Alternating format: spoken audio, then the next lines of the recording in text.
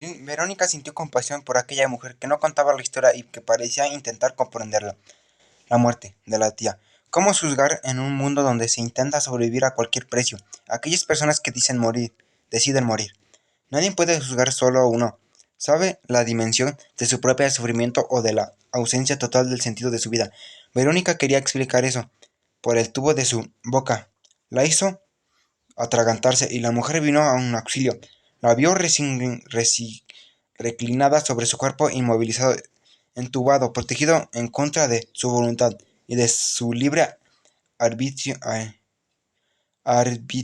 sin destruirlo. Movió la cabeza de un lado a otro, implorando con sus ojos para que sacara aquel tubo y que la dejase morir en paz.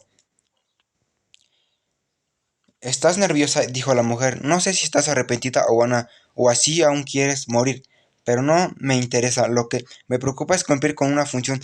Si el paciente se muestra agitado, el reglamento exige que se le proporcione un sedante. Verónica, acaso de debatirse por la enfermera, ya estaba explicando aún inyecciones en el brazo. Al poco tiempo, había regresado a un mundo extraño, sin sueños, donde la única cosa que recordaba era el rostro de la mujer que acababa de ver, ojos verdes, cabello castaño, un aire totalmente distante, el aire de quien hace las cosas porque tiene que hacerlas sin preguntar jamás por aquel reglamento, manda estos aquello. 3. Paulo Coelho conoció la historia de Verónica 3 meses después cuando cenaba en un restaurante argelino en París con una amiga eslovena que también se llamaba Verónica y era hija del médico responsable de billete. Más tarde, cuando decidió escribir un libro sobre el asunto, pensó en cambiar el nombre de Verónica. Su amiga, para no confundir al lector, pensó en llamarla Blaska, Edwina o Moriecka o cualquier otro nombre esloveno, pero acabó decidiendo que mantendría los nombres reales cuando se refería a Verónica, su amiga la llamaría Verónica, la amiga en cuanto la otra Verónica no necesitaba adjetivarla de ninguna manera, puesto que será el personaje central del libro y las personas se cansarán de leer siempre Verónica la loca o Verónica, la que había intentado suicidarse de cualquier manera, tanto como el Verónica la amiga iban a entrar en la historia apenas en un pequeño trecho este. Verónica la amiga estaba horrorizada con lo que su padre había hecho, principalmente tomando en cuenta que él era el director de una institución que quería ser respetada y trabajada en una tesis, que tenía un ser sometida al examen de una comunidad académica convencional. ¿Sabe de dónde viene la palabra asilo?, pregunta ella. Viene de la Edad Media, el derecho que las personas tienen de buscar refugio en iglesias, lugares sagrados, derecho de asilo.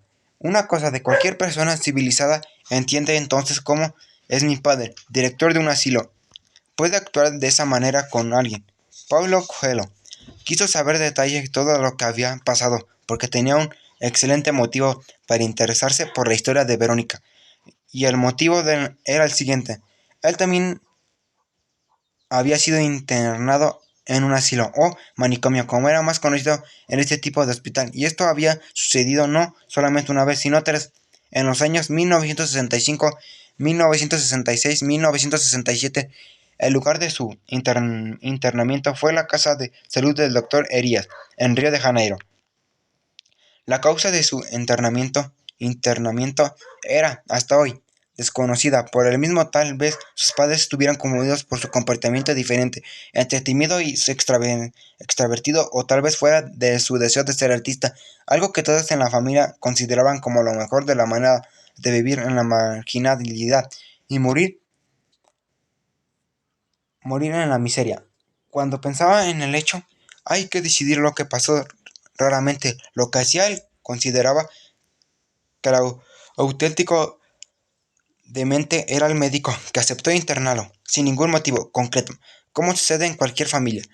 La tendencia es siempre culpar a los otros y afirmar a pies juntillas que los padres no sabían lo que estaban haciendo cuando tomaron una decisión tan drástica. Paulo se rió. al enterarse de la extraña carta que Verónica había escrito a la prensa, protestando de que una importante revista francesa ni siquiera supiese dónde estaba Eslovenia. Nadie se mató por eso. Por esta razón la carta no tuvo efecto alguno. Repuso molesta Verónica, la amiga. Ayer mismo registrarme en el hotel. Creía que Eslovenia era una ciudad de Alemania. Era una historia muy corriente, pensó él, ya que muchos extranjeros consideran la ciudad argentina de Buenos Aires como la capital de Brasil. Pero además, el hecho de vivir en un país que los extranjeros alegremente veían a felicitarlos por la belleza de la capital, que estaba en el país vecino. Paulo Coelho tenía en común que Verónica el hecho que ya fue descrito aquí, pero que siempre conviene recordar también había sido internado en un sanatorio para enfermos mentales, de donde nunca debió haber salido, como comentó ciertas veces su primera mujer. Pero salió, y cuando dejó la casa de la salud del doctor Arias por última vez, decidió nunca más volver allá. Hizo dos promesas. A.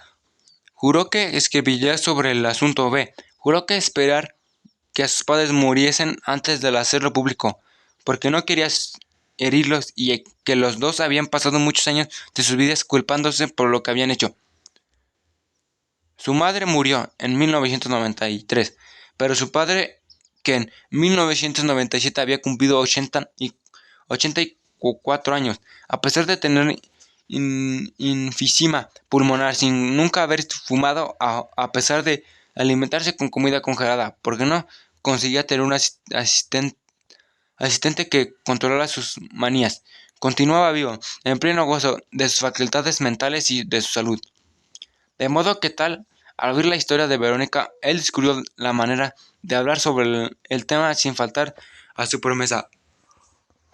Aunque nunca hubiera pensado que en el suicidio conocía íntimamente el universo de un asilo, los tratamientos, las relaciones entre médicos y pacientes, el consuelo y las angustias de estar en un lugar como aquel. Entonces dejamos a Paulo Coelho y Verónica, la amiga, salir definitivamente de este libro y continuamos el relato. 4. Verónica no sabe cuánto tiempo estuvo durmiendo. Recordaba haberse despertado en algún momento, aún con los aparatos de supervivencia en su boca y su nariz, al oír una voz que le decía: ¿quieres que te masturbe? Pero ahora, con los ojos bien abiertos y mirando la habitación a su alrededor. No, sabía que si aquello había sido real o una alucinación. Aparte de esto, no conseguía recordar nada, absolutamente nada. Le habían retirado los tubos, pero continuaba con agujas clavadas por todo el cuerpo, cables conectados en la zona del corazón y de la frío. Pero decidió que no quejarse. El pequeño ambiente rodeado de cortinas verdes estaba ocupado por las máquinas de la unidad de tratamiento intensiva. La cama donde estaba acostada en una silla blanca, con una enfermera sentada entretenida en la lectura de un libro. La mujer esta vez tenía ojos oscuros y cabellos castaños. Aún así, Verónica se quedó con la duda, que si era la misma persona con quien había conversado horas u días antes. ¿Puedo desatarme los brazos? La enfermera levantó los ojos y respondió con un seco no, y volvió al libro. Estoy viva, pensó Verónica. Va a empezar todo otra vez. Tendré que pasar un tiempo aquí dentro, hasta que comprueben que estoy perfectamente normal. Después me darán de alta y volveré a ver las calles de Ljubljana, su plaza redonda, los puentes, las personas que pasaban por las calles y yendo y volviendo del trabajo. Como las personas siempre tienen que ayudar a las otras solo para sentirse mejores de lo que realmente son. Me volverán a emplear la biblioteca con el tiempo, volveré a frecuentar los mismos bares y discotecas. Conversaré con mis amigos sobre la injusticia y los problemas del mundo. Ir al cine. Pasearé por el lago. Dado que elegí las pastillas, no he estropeado mi físico en absoluto. Continúo siendo joven, bonita e inteligente y no tendré, como una tuve, dificultades para conseguir novio. Haré el amor con él en una casa o en el bosque. Obtendré un cierto placer, pero después del orgasmo La sensación del vacío volverá. Ya no tendremos mucho sobre la conservación, conversar y tanto como él. Yo lo sabemos, llega el momento de darnos una disculpa mutua. Esta tarde o mañana tengo que levantarme temprano. Y partiremos lo más rápidamente posible, evitando marirnos a los ojos. Yo vuelvo a mi cuarto, alquilado, en el convento. Intento leer el libro. Enciendo el televisor para ver los mismos programas de siempre. Coloco el despertador para despertarme exactamente a la misma hora que aquel día anterior. Repito mecánicamente. Las tareas que son confiadas en la biblioteca con el sándwich en el jardín frente al teatro sentada en el mismo banco, junto con otras personas que también escogen los mismos bancos para almorzar, que tienen la misma mirada vacía, pero fingen estar ocupados con cosas importantísimas. Después, vuelvo al trabajo. Escucho algunos comentarios sobre quién está saliendo, con quién está sufriendo tal cosa, como tal. Personas, lloro por culpa del marido. Y que quedo con la sensación de que estoy bonita, tengo empleo y consigo el amante que quiero. Después, regreso a los bares hacia el fin del día. Y después de todo, vuelvo a empezar. Mi madre, que debe estar preocupadísima por mí, intentó de suicidio. Se recuperó del susto y continuará preguntándome qué voy a hacer de mi vida, por qué no soy igual a las otras personas, ya que al fin y al cabo las cosas que no son tan complicadas como yo pienso, que son, fíjate, en mí. Por ejemplo, yo llevo años casada con tu padre, y procuré darle la mejor educación y los mejores ejemplos posibles. Un día me cansó de oírle repetir siempre lo mismo, y para contentarla me casó con un hombre a quien yo misma me impongo a amar. Ambos terminaremos encontrando una manera de soñar juntos con nuestro futuro. La casa del campo, los hijos del futuro, de nuestros hijos. Haremos mucho el amor. El primer año menos, el segundo a partir de quizás pensaremos en el sexo una vez cada 15 días y transformaremos ese pensamiento en acción apenas una vez al mes. Y ya y peor que eso, apenas hablaremos ya esforzarse para aceptar la situación. Y me preguntaré en qué he fallado, ya que no consigo interesarlo. No me presta el menor atención y vive hablando de sus amigos, como si fuesen realmente a su mundo. Cuando el matrimonio esté apenas sostenido por el hilo, me quedaré embarazada. Tendremos un hijo. Pensaremos algún tiempo de próximo uno del otro, y pronto la situación volverá a ser como antes.